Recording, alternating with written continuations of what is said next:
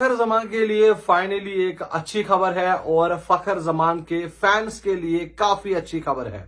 आपको मालूम होगा कि फखर जमान को सेंट्रल कॉन्ट्रैक्ट से हटा दिया गया था और फखर जमान को जो पाकिस्तान को ऑस्ट्रेलिया और जिम्बाब्वे के खिलाफ सीरीज खेलनी है उसमें भी फखर जमान को ड्रॉप कर दिया गया था और उसके पीछे वजूहात मोहसिन नकवी जो कि पीसीबी के चेयरमैन है उन्होंने यही बताई थी कि भाई साहब जो बाबर आजम के लिए उन्होंने एक ट्वीट किया था और उन्होंने वायलेट किया है जो पीसीबी की पॉलिसीज है और फखर जमान को फिटनेस के भी मसाइल है।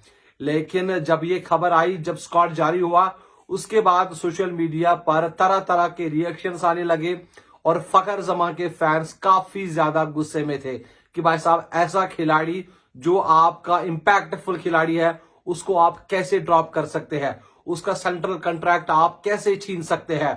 और पिछले 3-4 दिनों से सोशल मीडिया पर बस फखर जमा चल रहा था। तो फाइनली कल एक खबर आ रही है जिसको बड़े बड़े मीडिया पोर्टल्स ने भी शाया किया है, खासकर जियो सुपर की मैं बात करूंगा, उन्होंने इस खबर को चलाया है, या क्रिकेट पाकिस्तान एक सोशल मीडिया प्लेटफॉर्म है उन्होंने ये खबर चलाई है। और खबर ये है कि अब फखर जमा और पीसीबी के दरमियान जो मसले हैं वो अब सॉर्ट आउट होने वाले हैं और जो आने वाली सीरीज होगी साउथ अफ्रीका के खिलाफ जो पाकिस्तान को खेलनी है दिसंबर के महीने में, उसमें एक बार फिर से आपको फखर जमा खेलते हुए नजर आएंगे। और जो सेंट्रल कॉन्ट्रैक्ट का मसाइल था, क्योंकि फखर जमा इससे पहले बी कैटेगरी में उनका नाम था लेकिन अब सीधे तौर पर उनका नाम हटा दिया गया था, वो सेंट्रल खिलाड़ियों सेंट्रल कॉन्ट्रैक्ट की लिस्ट में नहीं था।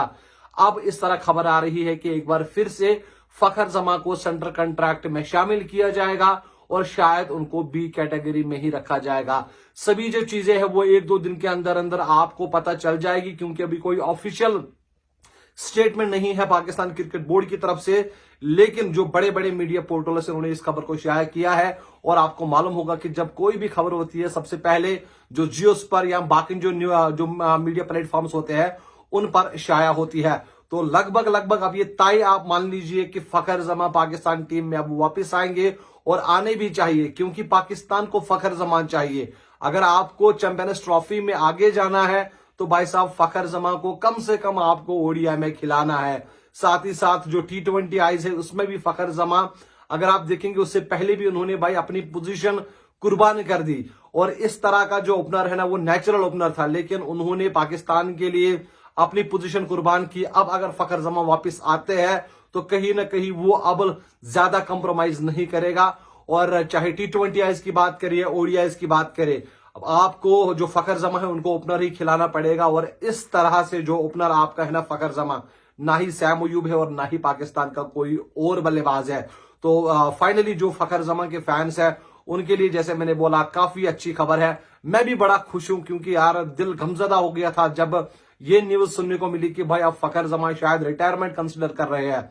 और काफी नजदीकी सोर्सेज से भी पता चल रहा था, और वो इसलिए क्योंकि जब आप किसी खिलाड़ी के साथ ज्यादती करते हैं तो उनका मॉरल भाई साहब डाउन हो जाता है और उनको इमोशन में वो कोई भी फैसला कर सकते हैं। लेकिन फाइनली फखर जमा अब पाकिस्तान टीम में वापस आ जाएंगे और आप एक बार फिर से फखर जमा को पाकिस्तान टीम में खेलते हुए नजर आएंगे। फिलहाल आप मुझे इजाजत दीजिए, आप अपना बहुत सारा ख्याल रखिएगा। अल्लाह हाफिज।